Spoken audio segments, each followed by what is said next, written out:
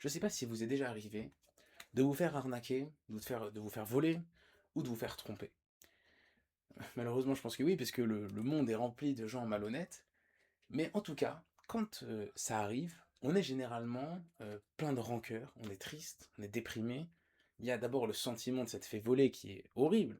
Et puis il y a la perte d'argent, ça fait mal de perdre de l'argent. Surtout quand on travaille dur pour le gagner honnêtement.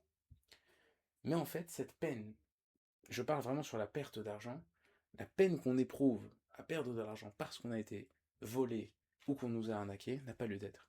Pourquoi? Parce que l'argent qu'on doit recevoir, c'est Hachem qui le décide et c'est Hachem qui nous le donne.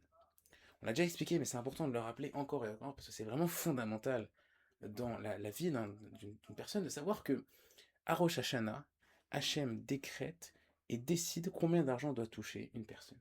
C'est-à-dire que l'argent qui m'est destiné, je l'aurai. Et c'est Dieu qui gère.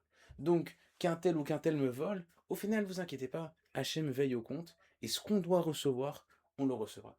Alors évidemment, ça ne guérit pas la peine du sentiment d'avoir été volé ou arnaqué, surtout si c'est un proche qui nous le fait, malheureusement. Mais en tout cas, sur vraiment la perte d'argent, il n'y a pas lieu d'être triste, il n'y a pas lieu d'avoir de la rancœur. Parce qu'on sait qu'au final, Hachem tient les comptes. Et imaginons par exemple on s'est fait voler 1000 € sur une affaire, et bien peut-être qu'il était prévu qu'on perde 1000 € sur une réparation de voiture, qu'on va pas perdre, notre voiture, notre pneu va pas éclater. Ou peut-être qu'on s'est fait voler 1000 €, et bien Hachem nous fera gagner une affaire où on gagnera 1000 €, où il aura une façon, vous inquiétez pas, Hachem ne manque pas de moyens, de nous donner 1000 € en plus. Au final, on recevra ce qu'on doit recevoir. Donc il n'y a pas du tout lieu d'être peiné ou d'être angoissé parce qu'on s'est fait arnaquer, on a perdu de l'argent.